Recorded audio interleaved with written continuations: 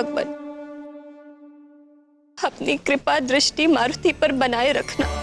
हे करुणा सागर, मुझे ज्ञात है कि आपका वरद हस्त हर क्षण हर घड़ी मारुति के सिर पर है।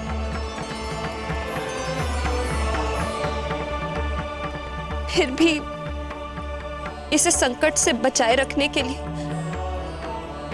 हम कल मृत्युंजय मंत्रों का अनुष्ठान करवाएंगे। पुरोहित जी, आप 108 साधु बुलवाइए। जी। और युवराज की सुरक्षा के लिए मृत्युंजय जाप के अनुष्ठान की तैयारी कराइए। अवश्य महारानी जी, आने वाले त्रयोदशी के शुभ दिन। त्रयोदशी? जी। त्रयोदशी तो अभी कई दिन शेष है पुरोहित जी। आप कल सुबह ही अनुष्ठान आरंभ कर दीजिए। कल सोमवार है और सोमवार भी तो भोलेनाथ का ही दिन है। और दाई माँ, आप पुरोहित जी से अनुष्ठान में प्रयुक्त होने वाली सामग्री की सूची बनवा लीजिए और मंत्री जी से कह, अच्छा रहने दीजिए, मैं स्वयं पुरोहित जी से सामग्री की सूची बनवा लूंगी। तुम इतना विचलित क्यों हो रही हो प्रिय? मंत्री जी और दाईमा सारी व्यवस्था देख लेंगे। मैं तो इसीलिए करना चाहती थी कि कल अनुष्ठान में किसी प्रकार की त्रुटि न रह जाए। यदि ऐसा है तो तुम चिंता मत करो प्रिय। यदि तुम ऐसा चाहती हो तो अनुष्ठान की सारी तैयारी मैं स्वयं करवा दूंगा। तुम जाओ, मारुति के साथ जाकर विश्राम करो।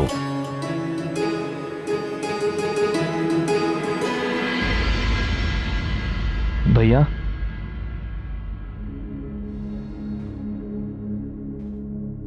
भैया,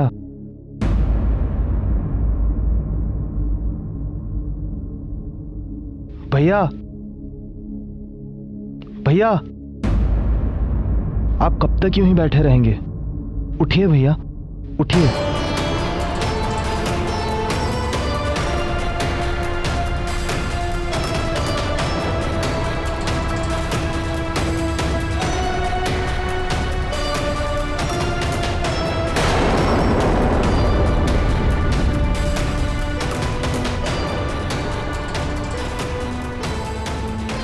भैया, शांत हो जाइए। जो भी हुआ उसे अपनी भूल समझकर भूल जाइए।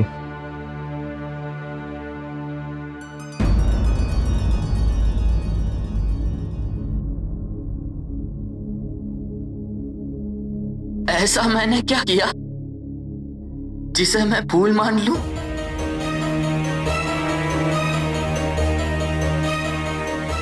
मैंने कोई भूल नहीं की है। देवों के अधिपति महाबली इंद्र का पुत्र मैं वाली, तीनों लोगों में सर्वश्रेष्ठ योद्धा और महानतम शासक बनना चाहता, किंतु वो मायावी मरकट मेरे जीवन के इस एकमात्र लक्ष्य को मिटाने में लगा हुआ है। यदि मैंने वृक्षासुर से मिलकर उसे मिटाने का प्रयास किया तो क्या ये मेरी भूल थी?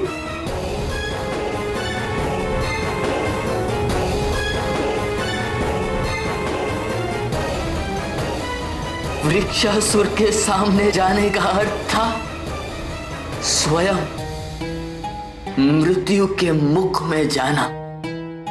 ये जानकर भी मैं हम दोनों भाइयों और किष्किंधा की भलाई के लिए उसके सामने गया तो क्या ये मेरी भूल थी?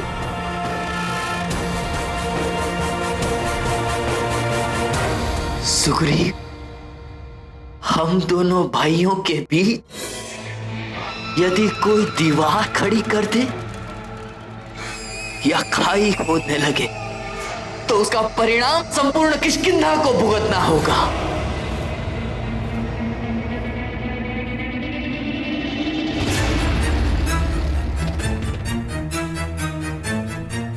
यदि यही सोचकर मैंने उस दीवार को गिराने की या उस खाई को पाटने की कोई अचूक योजना बनाई तो क्या यह मेरी भूल थी?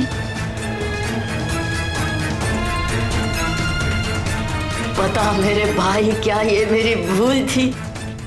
बता मेरे भाई, क्या थी मेरी भूल? बता क्या थी मेरी भूल? भूल तो थी आपकी भैया। आपकी महानता तुच्छ हो जाती है जब आप नारद जी के कह देने मात्र से एक निर्दोष बालक के प्राण हरने के लिए षड्यंत्र रचने लगे थे। वाली भैया, महानतम तो वो होता है जो अपने पुरुषार्थ से ही अपने भाग्य को बदल दे। पर आप तो अकारण ही उस अबोध बालक मारुति को अकारण!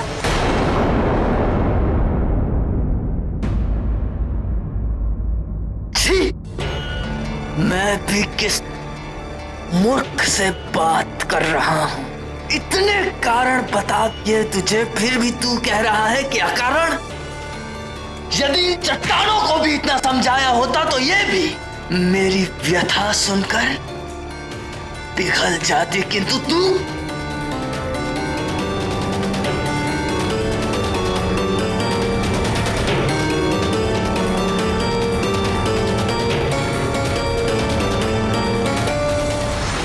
रस्सी जल गई किंतु बल नहीं गया। अहंकार की रस्सी बड़ी कठोर होती है प्रिय। यदि समय रहते इसके बल ना गए तो एक दिन यही ग्रीवा को कसने लगती है और परिणाम अहंकारी को उसके अंत तक ले जाता है। पहले अंजना प्रभावित हुई प्राण वल्लभ, दूसरा बाली, और फिर वो तीसरा कौन था जिस पर विक्षासुर की मृत्यु का प्रभाव पड़ा? वो तीसरा प्राणी इस घटना का प्रत्यक्ष साक्षी तो नहीं था, किंतु इस घटना से वो बहुत अधिक प्रभावित होने वाला था। वो था रावण। अहंकार, बल, घमंड और क्रोध के आश्रित रहने वाले पुरुष महाज्ञानी होकर भी सन्मार्ग को नहीं अपनाते, अपितु बुराई और दुराचार के पथ पर चल देते हैं। ऐसे मनुष्य यदि भक्ति भी करते हैं तो शक्ति पाने के लिए, अपने स्वार्थ को सिद्ध करने के लिए। महाज्ञानी रावण भी ऐसा ही भक्त था जिसकी छत्र छाया में असुर पनप रहे थे, अधर्म और पाप का परचम लहरा रहा था। आतंक का पर्याय, अत्याचार और व्याभिचार का मूर्त रूप।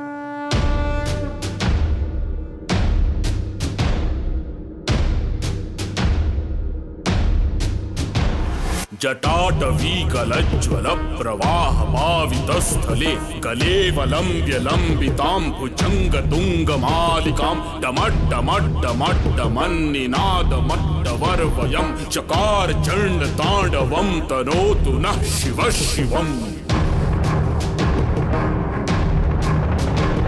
जटाकटाह संभ्रम भ्रमन्निलिम्प निर्झरी विलोल वीचि वल्लरी विराजमान मूर्धनि धगद्धगद्धगज्ज्वलल्ललाट पट्टपावके किशोर चन्द्रशेखरे रतिः प्रतिक्षणं मम। धराधरेन्द्र नंदिनी विलास बंधु बंधुर स्फुरद्दिगंत संतति प्रमोदमान मानसे कृपा कटाक्ष धोरणी निरुद्ध दुर्धरापदि क्वचित् दिगंबरे मनो विनोद मेतु वस्तुनि।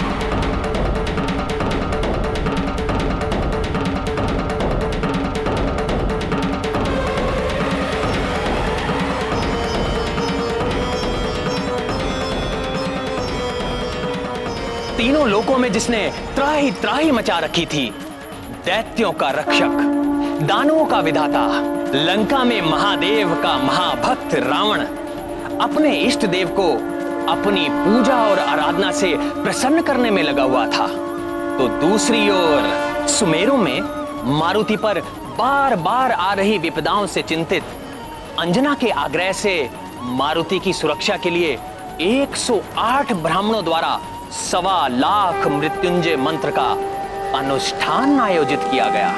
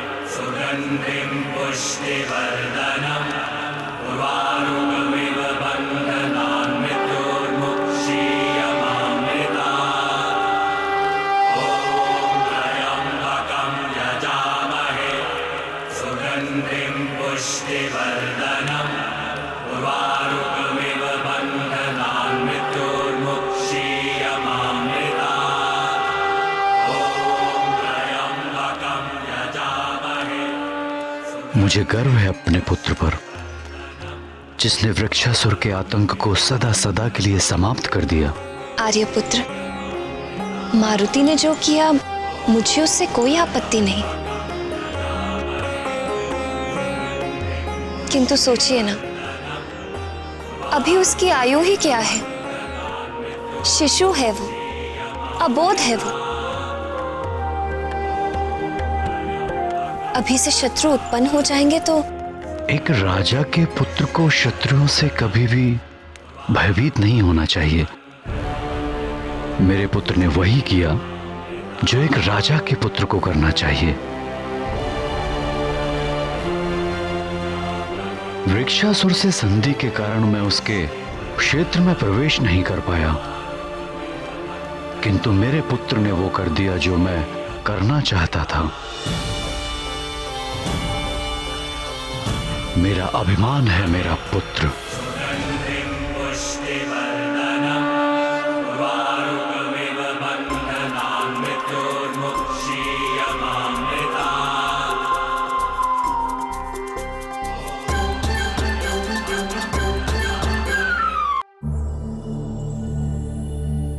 मैं देख रहा हूं इतना बड़ा आयोजन है, मैं हूं, किंतु तुम्हारी दृष्टि मारुति पर ही टिकी हुई है। कब तक यूं ही निहारती रहोगी अपने पुत्र को? मैं वो ध्यान रख रही हूं मारुति का। मैं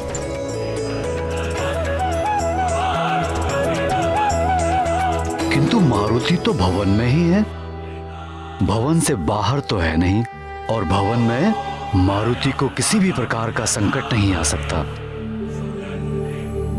फिर भी मैं उसे अपनी दृष्टि से ओझल नहीं होने देना चाहती।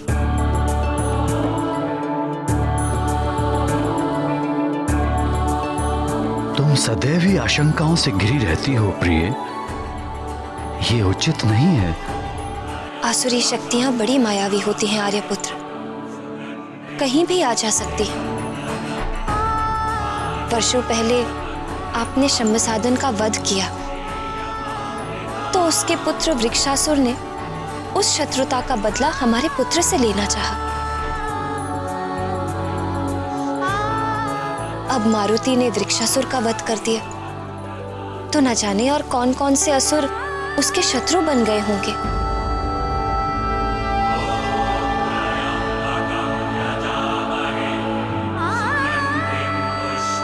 अब हमें अधिक सतर्क रहना चाहिए।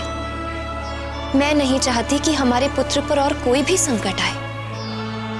मैं भी यही चाहता हूं प्रिय, किंतु हम कहां और कब तक अपने पुत्र को अपनी सुरक्षा की छत्र छाया में रख सकेंगे? और तुम तो देख ही रही हो कि हमारा पुत्र अन्य बालकों से अलग है। जानती हूँ आर्यपुत्र, किंतु माँ हूं मैं। अपने पुत्र की रक्षा के लिए जो भी कर सकती हूँ मैं करूंगी। इसीलिए तो मैंने ये जाप करा।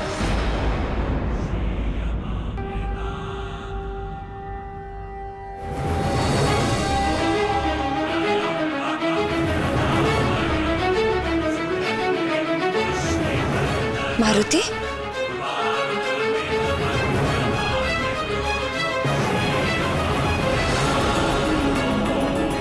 आर्यपुत्र, मारुति कहाँ गया?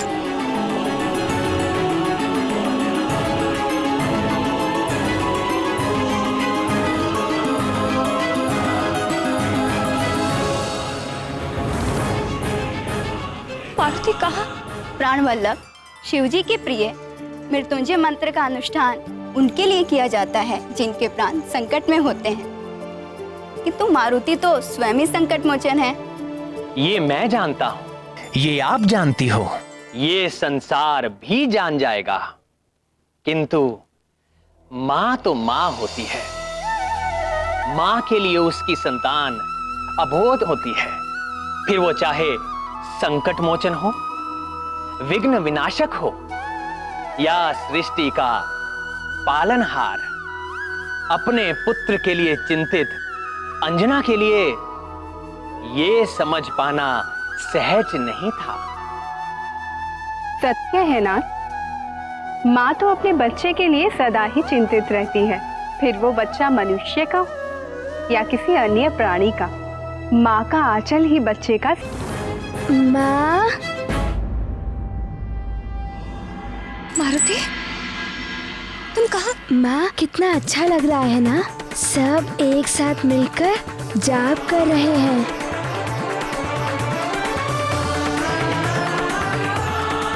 किंतु माँ, मारुति को भी पुरोहित जी के भांति जाप करना है माँ।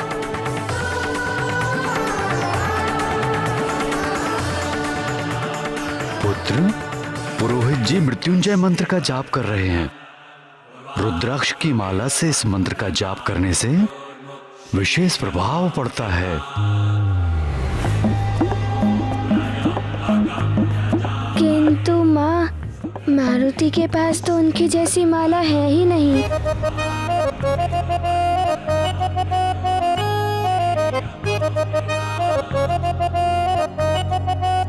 रुद्राक्ष की माला? आपके पास है रुद्राक्ष की माला पिताश्री? हाँ पुत्र, मेरे पास रुद्राक्ष की माला है। मारुति को दीजिए ना ये माला पिताश्री, मारुति को जाप करना है। पुत्र, किसी और की पहनी हुई माला से जाप नहीं करते। मैं तुम्हारे लिए नई माला मंगवा देता हूँ।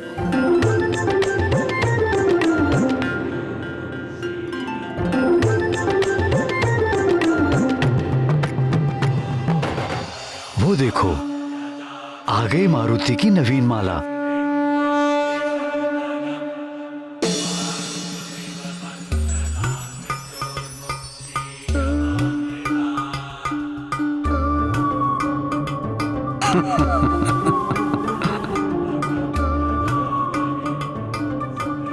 ये है मारुति की नवीन रुद्राक्ष माला।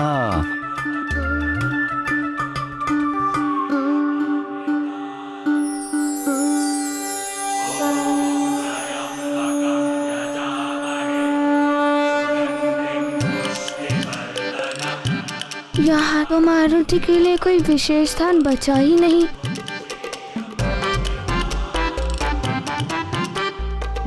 अब मैं कहाँ जाप करूँगा?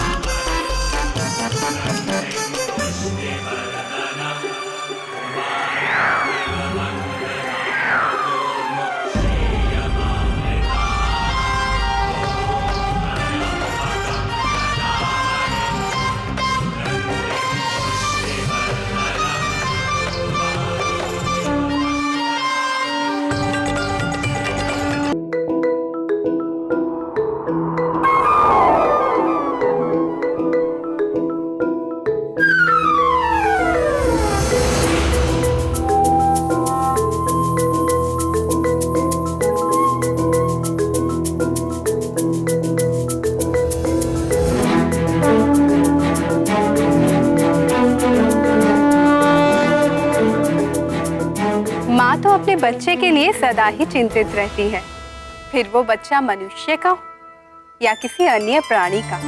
माँ का आंचल ही बच्चे का संसार होता है। किंतु मारुति के द्वारा वृक्षासुर का वध होने से दशानन रावण कैसे प्रभावित हुआ प्राणवल्लभ? जिस प्रकार दीप जब प्रज्वलित होता है तो उसकी ज्योति दूर फैले अंधकार तक पहुंचती है, इसी प्रकार मारुति की धर्म रक्षक और असुर संहारक की छवि रूपी ज्योति भी रावण तक पहुंचनी ही थी। उन दिनों अधर्मी रावण के बढ़ते अत्याचारों के साथ साथ उसका साम्राज्य भी चारों दिशाओं, 14 भुवनों और तीनों लोकों में फैल चुका था। दैत्यों, दानवों और राक्षसों का अधिपति लंकेश रावण एक कुशल राजनीतिज्ञ की भांति अपने असुर राजाओं और गुप्तचरों के माध्यम से कैकई देश से लंका तक, विंध्य प्रदेश से उत्कल तक, पाताल से लेकर स्वर्ग तक तीनों लोकों पर अपनी दृष्टि जमाए हुए था। वहां की समस्त सूचनाएं और समाचार अपने पास रखता था। उसके आमंत्रण पर सभी प्रमुख मायावी असुर राजा एकत्रित हो रहे थे लंका के दरबार में। महाबली राक्षस सम्राट रावण की जय! रावण की जय! रावण की जय! राक्षस सम्राट रावण की महाराज लंकेश रावण की महाराज लंकेश रावण की महाराज लंकेश की दिग्विजय महाराज लंकेश की महाराज लंकेश की दिग्विजय महाराज लंकेश की महाराज लंकेश की लंकेश की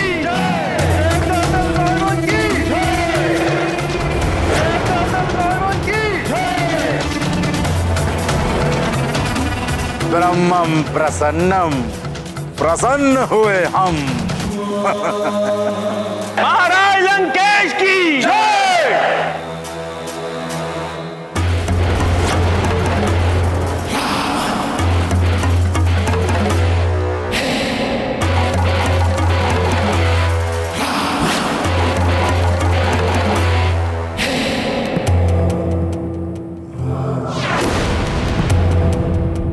तीन ब्रह्म है इस ब्रह्मांड में। एक ब्रह्म वो पर ब्रह्म, ब्रह्मा का रचेता। एक ब्रह्म मेरे पर पितामह, इस सृष्टि के जन्मदाता। और एक ब्रह्म मैं।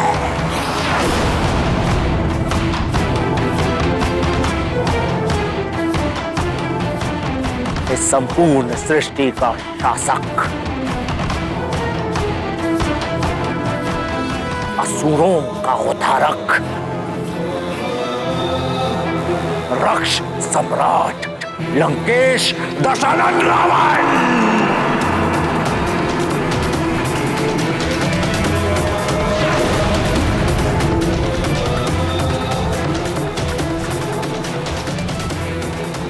जिसने की थी 10 सहस्त्र वर्षों की घोर तपस्या और पाया था स्वयं ब्रह्मा से, यक्षों, नाग, गरुड़ और देवताओं से न मारे जाने का वरदान।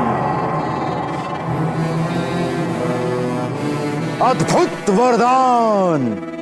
अहम ब्रह्मास्मि। महाराज लंकेश की जय! महाराज लंकेश की जय! राक्षस सम्राट रावण के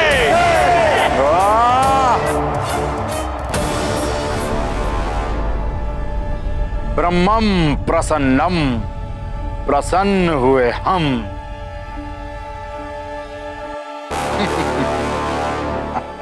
तुम सबके गर्व और अहंकार से भरे हुए चेहरों को देखकर ये तो प्रतीत हो रहा है कि तुम सब अपना कार्य भली भांति कर रहे हो। संसार में तुम सबके प्रयासों से हमारी संस्कृति के अनुकूल व्यभिचार, पापाचार और दुराचार का साम्राज्य विस्तार पा रहा है। अब हमें स्वर्ग, पृथ्वी और पाताल के नवीन समाचार सुनाओ। मैं बताता हूँ महाराज।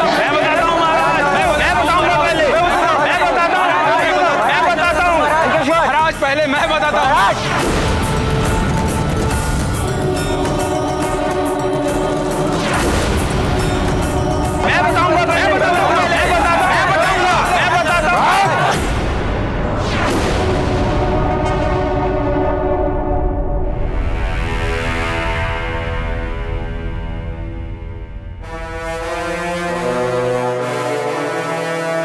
बहु अवगुण, तुम हमेशा प्रथम आसन ग्रहण करते हो। तुम ही बताओ, तुम्हारे क्षेत्र में क्या चल रहा है?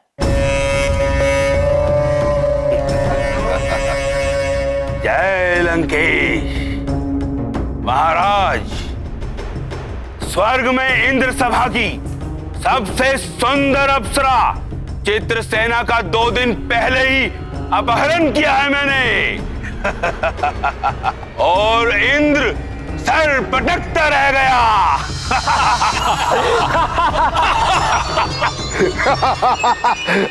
ब्रह्मं प्रसन्नम, प्रसन्न हुए हम। उस अभिमानी इंद्र की एक एक अप्सरा का यूं ही अपहरण कर करके उसके पूरे दरबार को अप्सरा विहीन कर। उस इंद्र को सताने में मुझे विशेष आनंद आता है।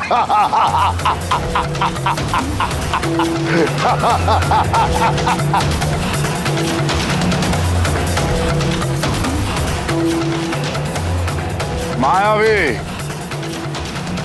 प्रणाम महाराज। मधुपुरी क्षेत्र में एक सहस्त्र ऋषियों ने असुरों के परम शत्रु उस छलिया और कपटी विष्णु को प्रसन्न करने के लिए एक महायज्ञ का आयोजन किया था।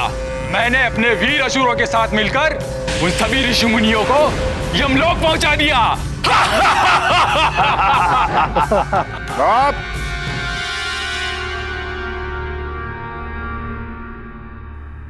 मायावी,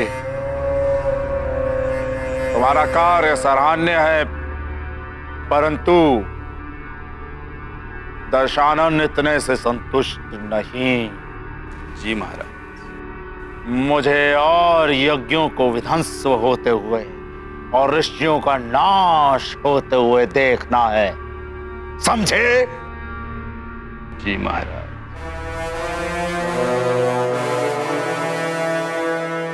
नारांतक।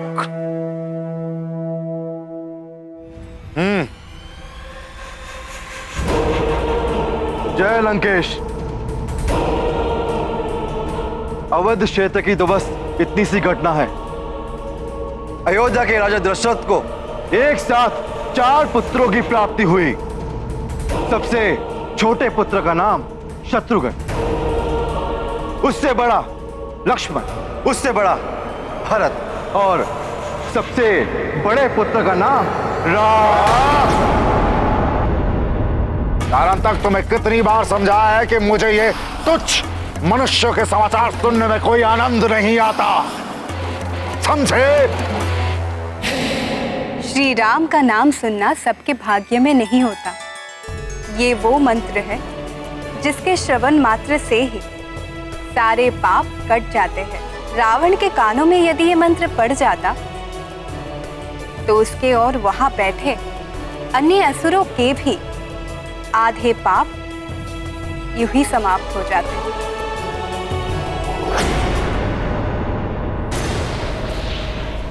क्या समाचार लाए और रुधिरासुर?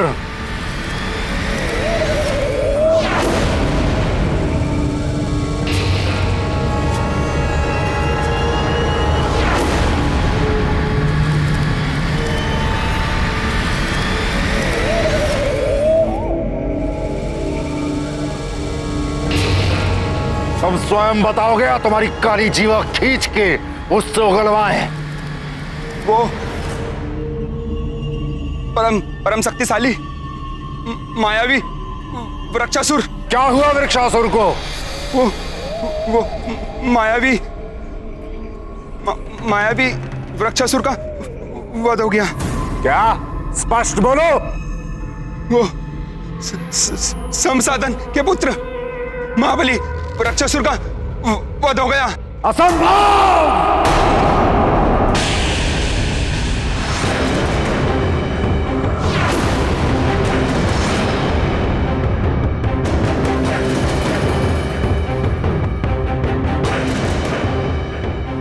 शंभ साधन के पुत्र वृक्षासुर की मृत्यु असंभव। असंभव है ये। वो महामायावी है। महाशक्तिशाली को मारने वाला कौन उत्पन्न हो गया है?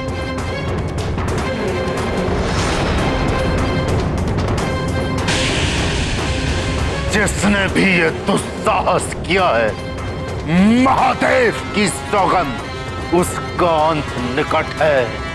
उसे मैं स्वयं अपने हाथों से मृत्यु दूंगा। एक निर्मम मृत्यु।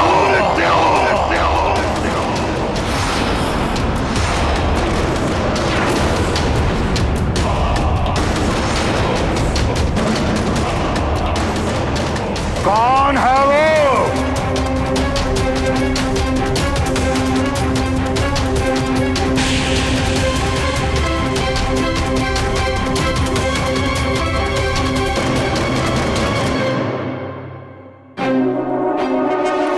बोल, कौन है वो? एक वानर।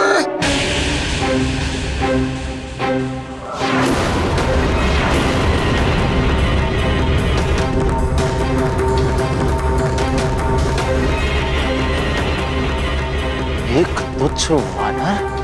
असंभव। ॐ त्र्यम्बकं यजामहे सुगन्धिं पुष्टिवर्धनम् उर्वारुकमेव वन्दनाम् मृत्युमोक्षेयमामृतम्। रुद्रासुर, तुम्हारी दृष्टि क्षीण हो गई है या तुम मदिरा पान करके लंकेश के समक्ष उपस्थित हुए हो? हाँ लंकेश, एक वानर बालक। एक बित्ते भर का वानर बालक जो मेरे घुटने के बराबर भी नहीं, वो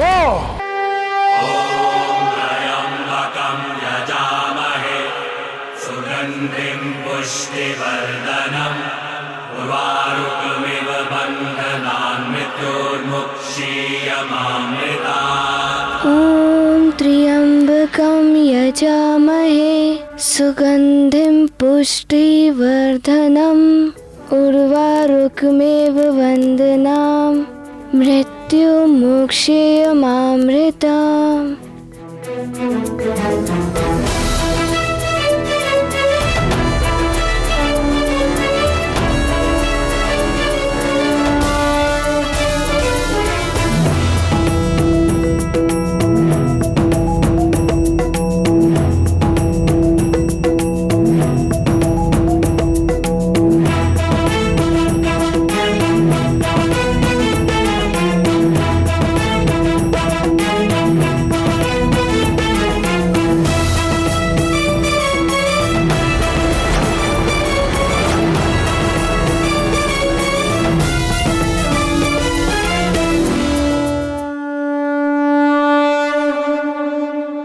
क्या हो रहा है?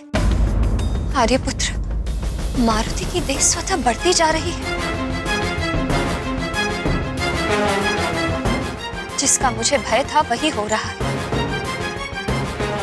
यदि ये यूं ही अपनी लीलाएं दिखाता रहा तो संसार की कुदृष्टि से कैसे बचा पाऊंगी मैं इसे? वो वृक्षासुर जैसे महामायावी महाशक्तिशाली दानव का अंत करेगा।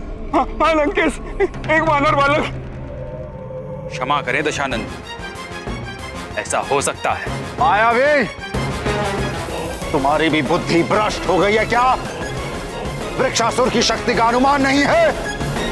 उसके प्राण मेरे अतिरिक्त और कोई नहीं हर सकता। कर सकता है लंकेश, अवश्य ही उस वानर के पीछे।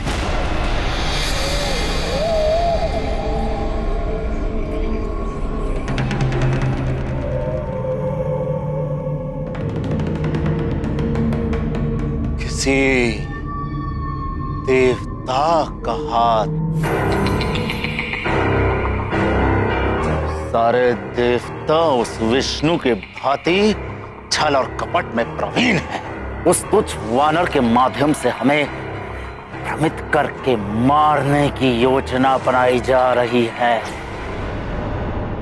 मुझे भी ऐसा ही लगता है लंकापति। अन्यथा एक तुच्छ वानर वृक्षासुर का अंत असंभव।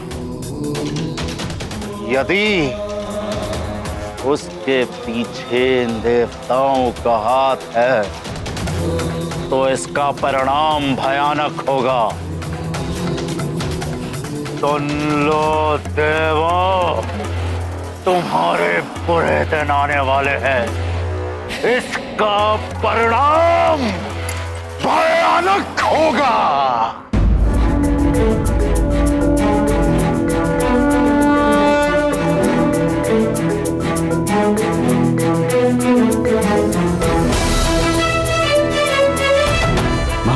रुक जाइए।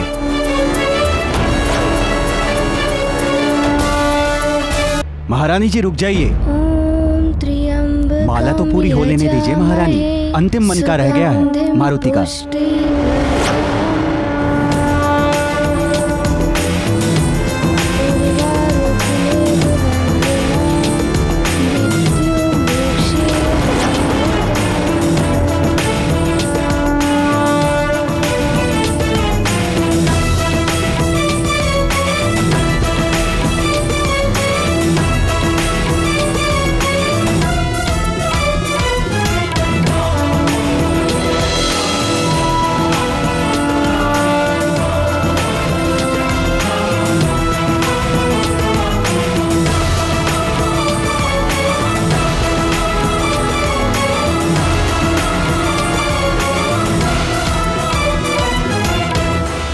बस बहुत हो गया।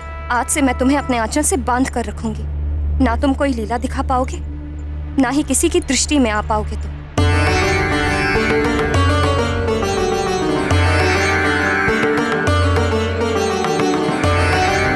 चलो पुत्र, शीघ्र चलो। ये क्या कर रही हो अंजना? ये विडंबना ही है मेरे भाग्य की।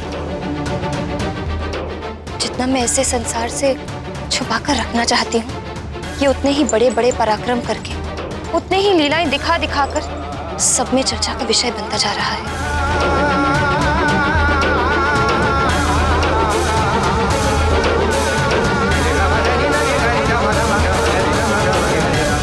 सत्य क्या है उसे जानने के लिए वहां किसी को भेजना होगा। शुक्र और सारण है ना लंकेश, आप उन्हें भेजिए। शुक्र और सारण हमारे सर्वश्रेष्ठ गुप्तचर। बहु अवगुण, ये बात कहकर तुमने अपनी बुद्धिहीनता का परिचय दे दिया। एक तुच्छ बालक के लिए हम हमारे गुप्तचर, हमारे सर्वश्रेष्ठ महामायावी गुप्तचरों को भेजेंगे, जो कार्य एक साधारण असुर भी कर सकता है।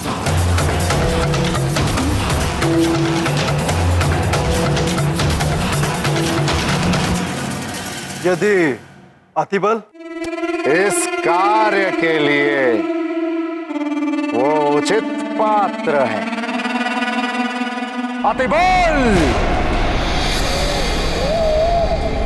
अतिबल!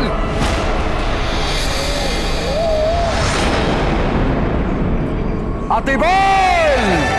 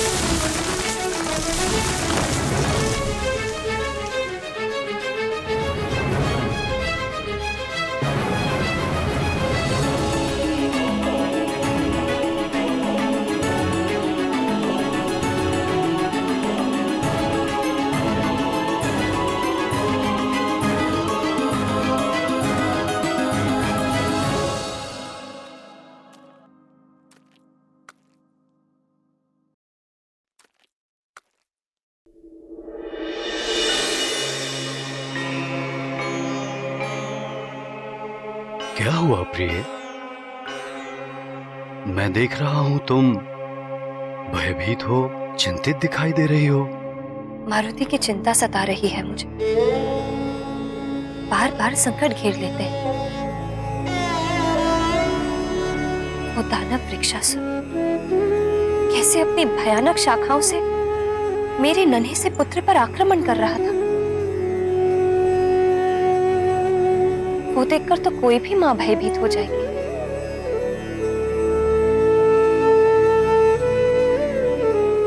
मैं भी अपने पुत्र की सुरक्षा के लिए चिंतित तो होंगी।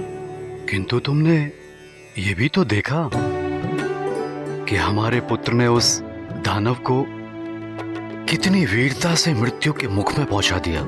इसीलिए तो और भी भयभीत हो रही हूं मैं। मारुति की अद्भुत लीलाओं का गुणगान सुमेरु से बाहर भी होने लगा है। क्या करूं? संसार की दृष्टि से कैसे बचाऊं इस नटखट को?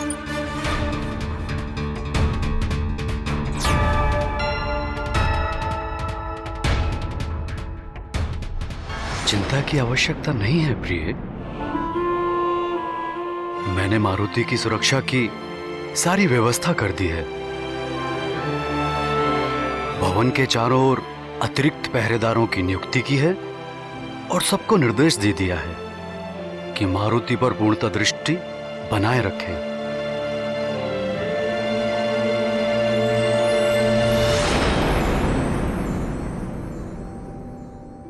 किंतु मैं अब अपने पुत्र को भवन के बाहर पैर भी नहीं धरने दूंगी।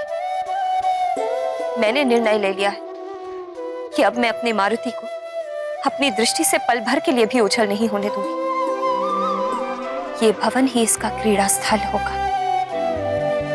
मेरी आंखें इसकी 8 पहर की पहरेदार होंगी। मेरा आंचल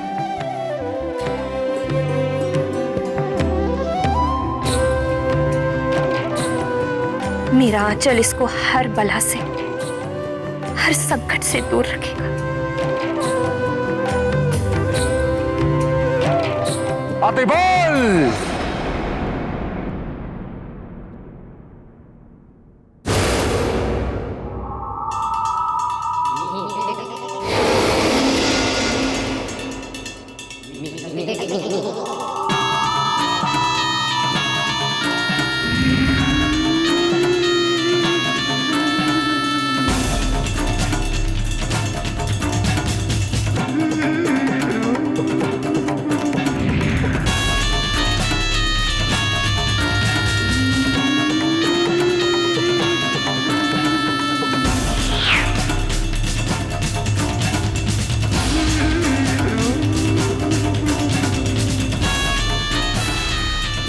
जय लंकेश, जय जय लंकेश। आपने किया स्मरण, मुझे नहीं लगा एक क्षण। उपस्थित है अतिबल, जिसमें है बल बल, बल बड़ा बल बल।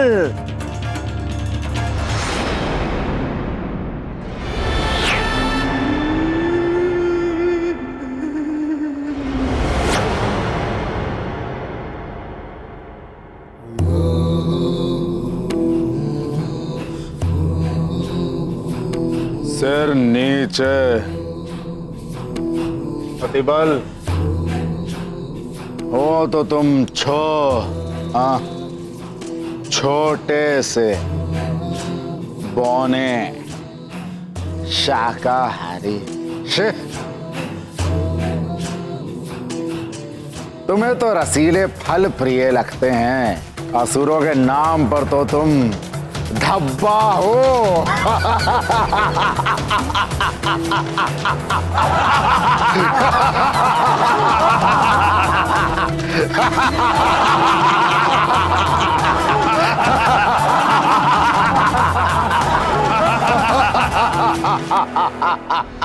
अरे देखो इसे, पहला और अंतिम शाकाहारी राक्षस।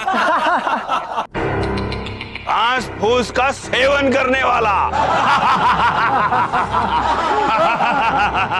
मांस का भक्षण किया होता तो बच्चे से बड़ा हो जाता ये। इससे बड़ा तो मेरा मुक्का है।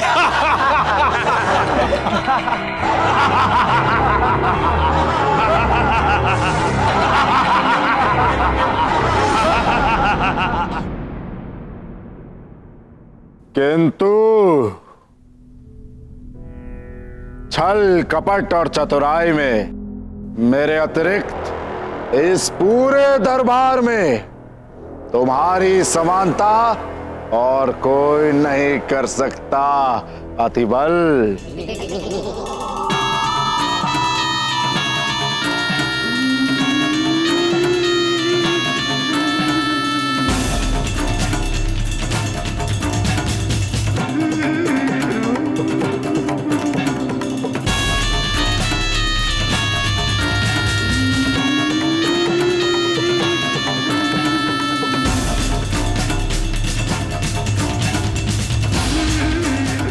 लंकेश,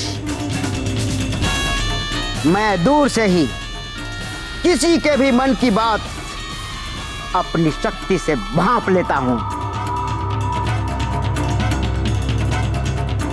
जहां खड़ा होता हूं उसी वस्तु में ढलकर स्वयं को छुपा लेता हूं,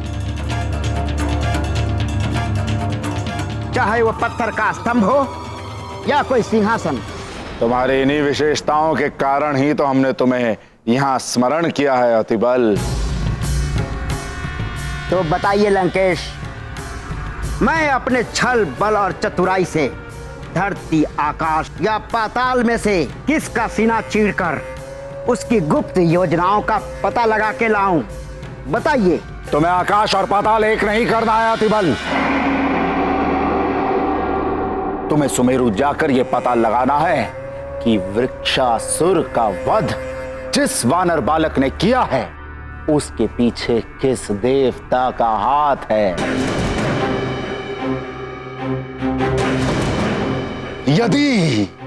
यदि उसके पीछे इंद्र का हाथ है तो बड़ा आनंद आएगा, महादेव की सौगंध, बड़ा आनंद आएगा। उसे मैं उसके इस दुस्साहस के लिए इतने प्रेम से सताऊंगा और एक ऐसा आघात करूंगा कि वो तीनों लोकों में उछलता फिरेगा। समझ गए ना? जय लंकेश, सब समझ गया अतिबल। जिसमें है बल बल बल बला बल बल।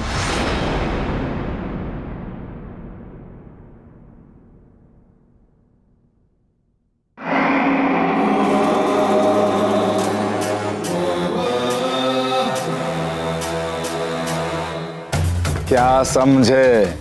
यही प्रभु कि मुझे ये फल खाना है।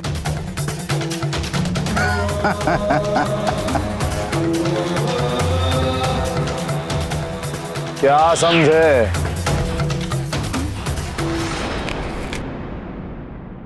क्या समझे?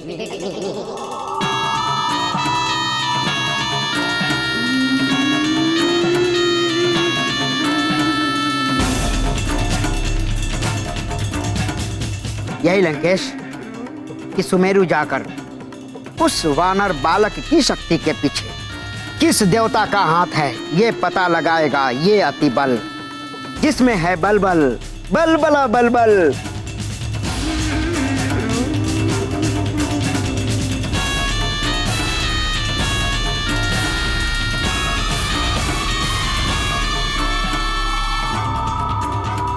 चला सुमेरु अतिबल।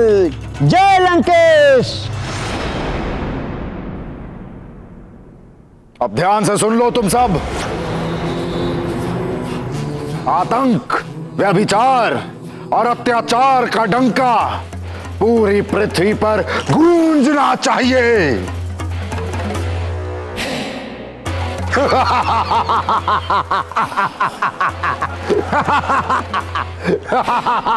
अधर्मी रावण के नेत्रों पर उसके अहंकार का आवरण पड़ा हुआ था। वो नहीं देख पा रहा था। जिसे वो तुच्छ वानर बालक समझ रहा है वही एक दिन उसके अहंकार को चूर चूर कर देगा।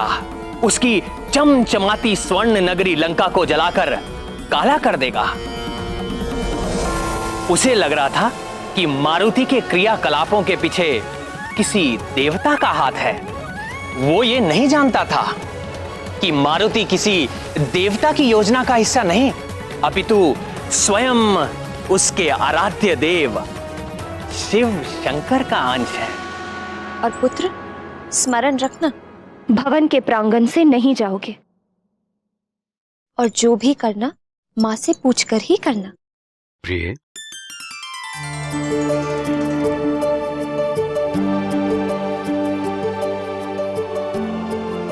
जी आर्यपुत्र। मारुति पर इतने बंधन लगाना अनुचित है। वो बालक है अभी। वही तो मैं भी कह रही हूँ कि अभी वो बालक है। देखने में बड़ा लगता है किंतु है तो अभी बहुत कम आयु का अबोध बालक, जिसे अपने भले बुरे का ज्ञान नहीं। उसकी सुरक्षा तो मुझे ही करनी है। जब बड़ा हो जाएगा आप अपनी इच्छा अनुसार उसकी देखभाल कीजिए, मुझे कोई आपत्ति नहीं होगी।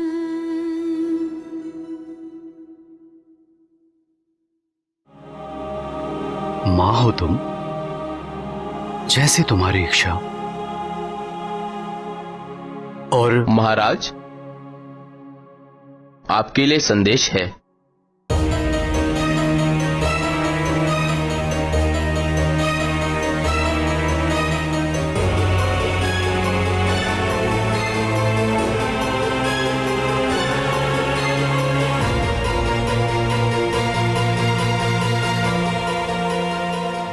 मुझे अपने राज्य से बाहर जाना होगा। मुझे अपने राज्य से बाहर जाना होगा। मैंने सुरक्षा की पूर्ण व्यवस्था कर दी है, फिर भी तुम सावधान रहना। किंतु अचानक बाहर कुछ विशेष? पंपासर से महाराज पंपेश्वर का संदेश आया है। कुछ आसुरी गतिविधियां बढ़ने की आशंका है। रावण छोटे बड़े असुरों को एकत्रित कर चारों ओर आतंक फैलाकर वानरों और मानवों को समाप्त करना चाहता है। ऋषराज को भी संदेश मिला है, वो आते ही होंगे। मुझे भी उनके साथ जाना है।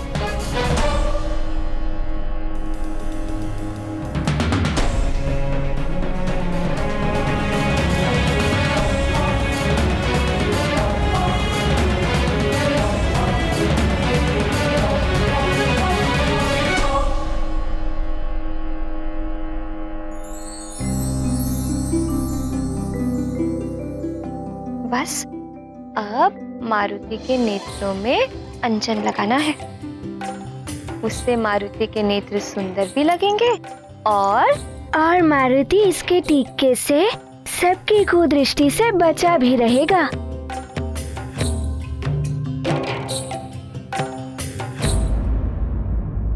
माँ, अब मारुति अपने मित्रों के साथ खेलने जाएगा, है ना माँ? मारुति अब से यहीं खेलेगा, अपने भवन में। किंतु यहाँ मारुति के तो कोई मित्र ही नहीं है। मारुति किसके संग खेलेगा? मैं बताती हूँ ना, यहाँ बहुत कुछ है खेलने के लिए।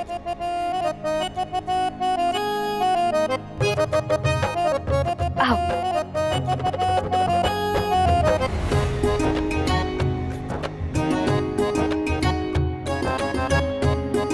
ये देखो कितने सुंदर खिलौने हैं।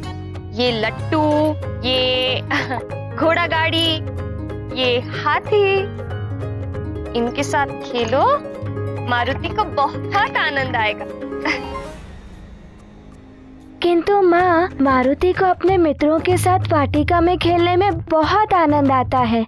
मारुति वाटिका में ही खेलेगा। अरे पुत्र, एक बार इन खिलौनों के साथ खेलकर तो देखो, बहुत आनंद आएगा। किंतु मारुति अपने मित्रों के साथ वाटिका में क्यों नहीं खेल सकता?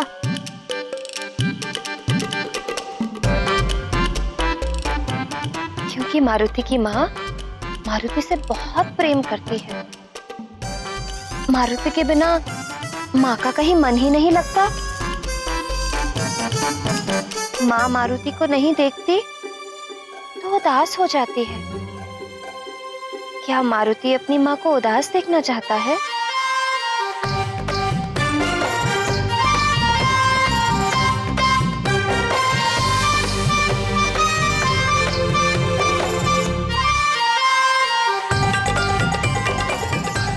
ठीक है माँ, अब से मारुति यहीं खेलेगा, किंतु आप कभी उदास मत होइएगा।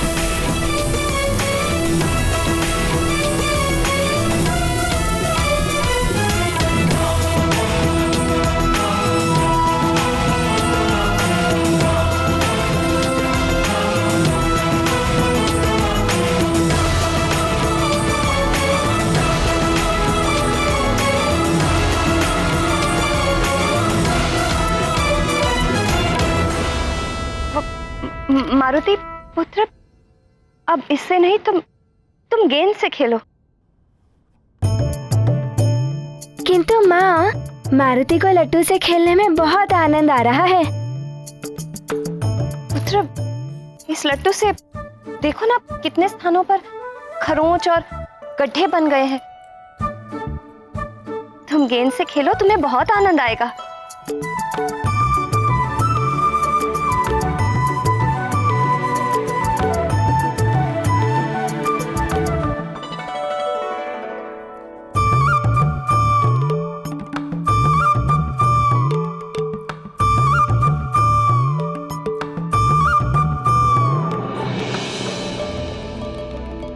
पुत्र, धीरे से पुत्र, धीरे से। ठीक है माँ।